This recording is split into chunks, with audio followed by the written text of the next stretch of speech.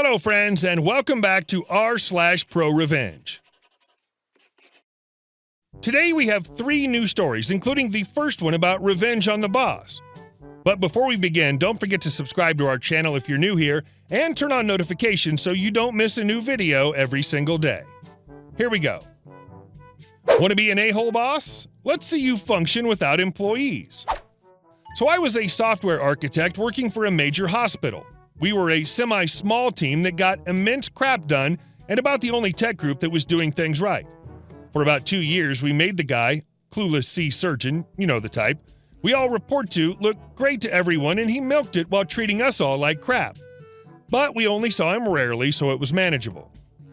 Anyway, time to renegotiate contracts comes up. First, he utterly cheaps out my lead dev with an incredibly lowball insult offer. Then he offers me a wonderful pay increase of nothing, as he clearly thinks I'm overpaid. Then makes all sorts of threats to fire me as if I'm replaceable after first understanding and then fixing the convoluted mess of F-ups the surgeons have made of running a hospital on nothing but arrogance. If you work in healthcare, I'm sure you're familiar with what I'm talking about. Now, no one was happy about what was happening, at all, and it was discussed extensively. I didn't pull any punches. I took my competing offer for way more money and a better environment. Lead dev guy who dominated had a job before I served out my notice. Second core dev asked if he could join me at my new job and killed the interview and gave his notice last week. And then the coup. His project manager, who stuck with him as his right-hand man for 3 years cleaning up his messes, dude's a rock star at his job. He's had it too. So we just incorporated a company together while he's got his own new job earning $30K more and passed in his notice. Idiot stick surgeon is now stuck managing a software project with zero idea how to even hire people to replace us. We were using cutting-edge tech that's very specific and not standard stuff. My offer to do the work at $150 an hour is still standing, however, when I would have been happy with a $5K raise, no problem. His entire software team he took all sorts of credit for is totally gone, however, and he's stuck looking like a massive a-hole, making excuses for why everything fell apart. SMH, surgeons. Guy went from totally full of himself as some kind of technology maverick to totally disgraced software failure in about 1 to 2 months. That's my revenge. And our second story. Don't interrupt me while I'm on the phone. So I was working at a locally owned cell phone repair store, and although I was the only person at this location who had any knowledge of phones, the owner's sister had been given the title of manager. A little background on the owner's sister. Let's call her Meg. She was 37 at the time and had never moved out of her parents' house. I talked to her about this before, and it goes way beyond what you might be thinking. She had never done her own laundry. She didn't know how to cook. She had only just got her license to drive a couple years prior. The idea of moving out stressed her out because she didn't know how bills worked or who to call if she got hurt. You get the idea, right? She had been fired from every job she'd ever had for being on her phone at work. Despite being a manager at a cell phone repair store, she could not tell an iPhone 4 from an iPhone 8. This woman made rocks look smart. Anyways, on to the malicious compliance. She often made mistakes when giving people quotes or information on the phone, and I would do my best to quietly give her the correct info. Sometimes she was grateful for the help, and other times she would shush me. Well, one day it was really bad, and she kept giving out inaccurate information, which was costing us repairs because people would drive to the store and I would give them the actual price, which was different than what they had heard on the phone. They assumed bait and switch, but really it was just ignorance on Meg's part. I admit I was probably a little frustrated with her, and that may have come across in my tone despite how patient I was trying to be. I corrected her once again on the info she was giving over the phone, and she snapped at me to never interrupt her again. About a half hour later, she got a phone call on her cell phone. She looked confused, but that was nothing new. I wasn't concerned until I saw her rummaging through her purse while talking to this person. She pulled out her social security card and gave them the number. I tried to get her attention, but she just glared daggers at me, and I sat back down and shut up. This phone call lasted close to half an hour. She gave them her current and past addresses, her credit card number, her password, her PIN. She spelled out her name for them. It's very long and very Greek, and even gave them her home phone number. I quietly sat through all of this and just kept working on the phone I was repairing. When she finally got off the phone, she turned to me and says, "That was the weirdest phone call. AT&T needed to verify my information." I said to her, "Why is that weird?" She said, "Well, I have T-Mobile." My jaw dropped. Like, I knew she was stupid, but this was the moment I really understood it. I then told her she needed to call her brother because her identity had just been given away on a silver platter. Now crying, she says to me, "He's going to be so upset. My identity has already been stolen twice this year." And our last story. Hero. About 2.5 years back, I got a job at a local cinema. I live in a small town, so the cinema is usually quite quiet. After working there for roughly 2 years, my uncle died to cancer. He lived right up the block, thus being my closest uncle.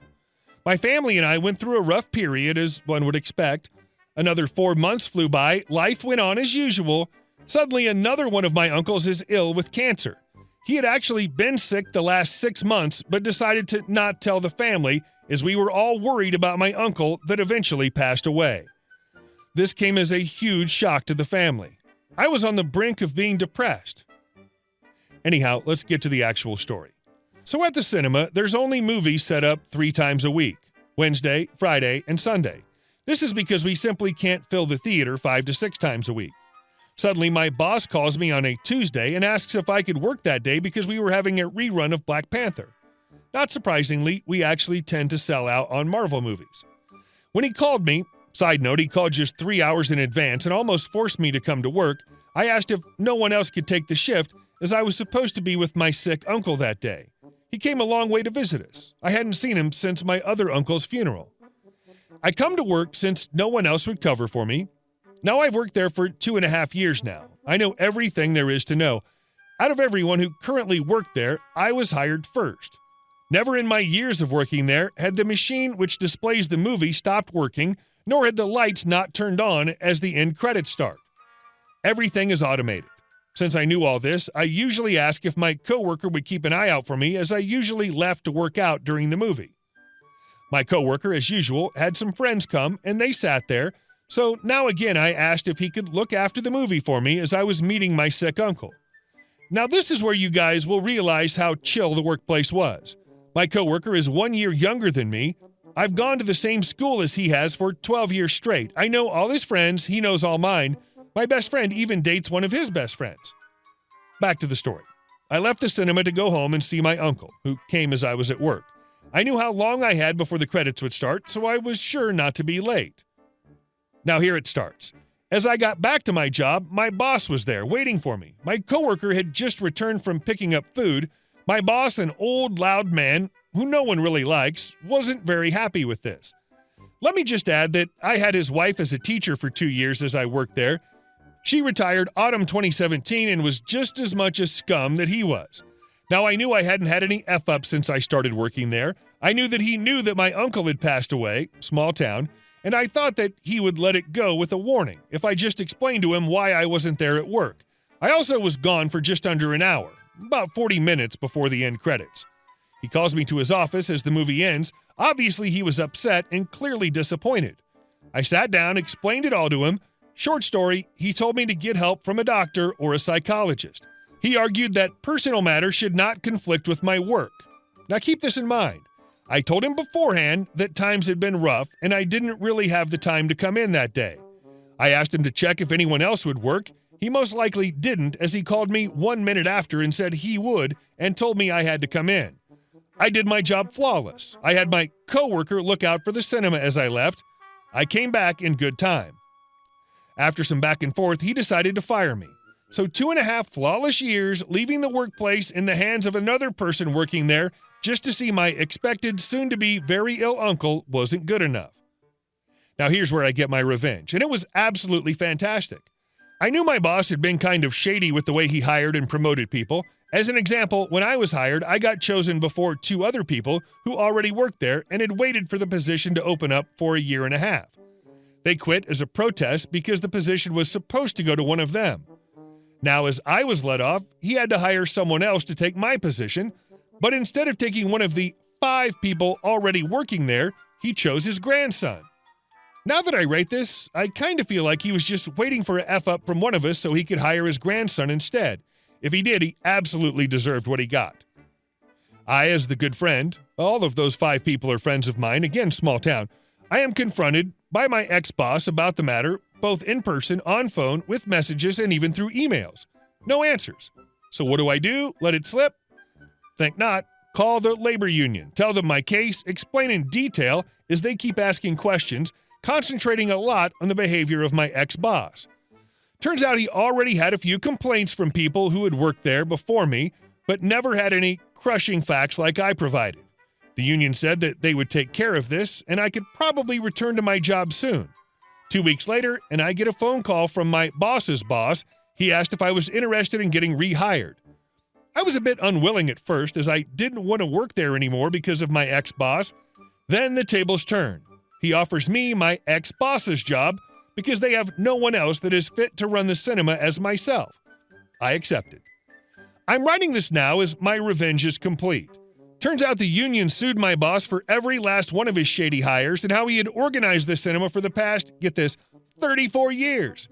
He's now in jail for multiple charges, the main one being breaking the rules of seniority, which are very, and I mean very strict in my country. And I? Well, I just got a very well-paid job that I can stay in for the rest of my life as long as the cinema doesn't go bankrupt. Hey guys, thank you all for watching the video. I'll see you in the next one.